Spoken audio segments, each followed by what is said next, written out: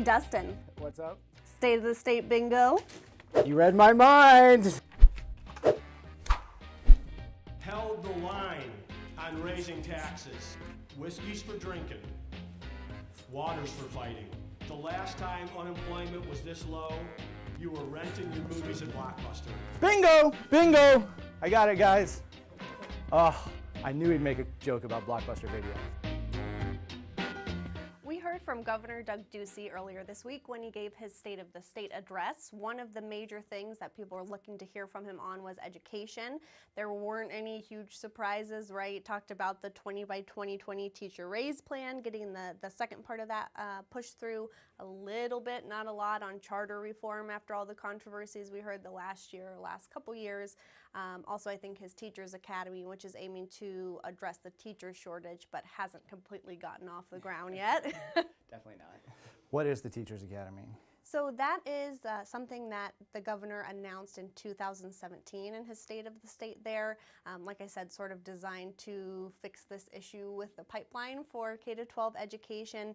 The idea is that if teachers want to basically commit to staying and teaching in state, the state will help them graduate debt-free when they're going to school for that. But the idea was 4 years of school would be funded, and as of last year, they could cover 2 years at most. So he said, look for more investment. We don't know how much that investment is, but in his budget in a couple days. Okay, and they got no money the first time around, so now there'll actually be some dollars put into that. I believe so. I believe so far it was just the universities helping fund. Yeah, I know you were hearing some complaints already or some backlash from lawmakers and community members with the school safety plan. Yeah, another biggie the governor talked about was his school, Safe Arizona Schools plan that he pushed last year and didn't get through the legislature. No surprise that he reintroduced this, but there was a big item that he tacked onto it. He said that he wants to include funding in the budget for every school that wants a police officer on campus to have that officer. This is controversial with some Democrats and civil rights groups. They fear that having a cop in every school could lead to excessive discipline, especially for students of color. And they also just feel like more guns on school campuses isn't going to lead to safer schools. So that's a big hot point I think people will be paying attention to. Another biggie was legislative immunity. We saw the governor announce that he still wants to repeal that. This is the item that he talked about repealing after Paul Mosley, the former state representative, announced, or actually was pulled over last year for speeding, and he used immunity to get out of that ticket and was filmed bragging to a cop that he sometimes drives up to 140 miles per hour. So that was one surprise announcement. There was another on the Capitol building that used to belong to a lender. What happened there? Well, back in 2010, they had a huge budget deficit, so they were facing a $3 billion deficit. Governor Jan Brewer signed a controversial bill that allowed the state to sell its buildings, and so they sold the House and Senate buildings and the Executive Tower. They've been leasing them back from investors since then. This prompted, the state to be mocked on The Daily Show, so the governor, got to take a dig at The Daily Show, and he announced that they'll be buying those buildings back. He actually said they do own the building again, but they won't actually own their own building until July when they refinance that debt. And that'll save the state about $10 million a year in debt payments too. And that was his big surprise because in terms of prepared remarks, that was not part of it. That was something that he threw in when he was up there speaking. So. Yeah, that was not something that he told us ahead of time.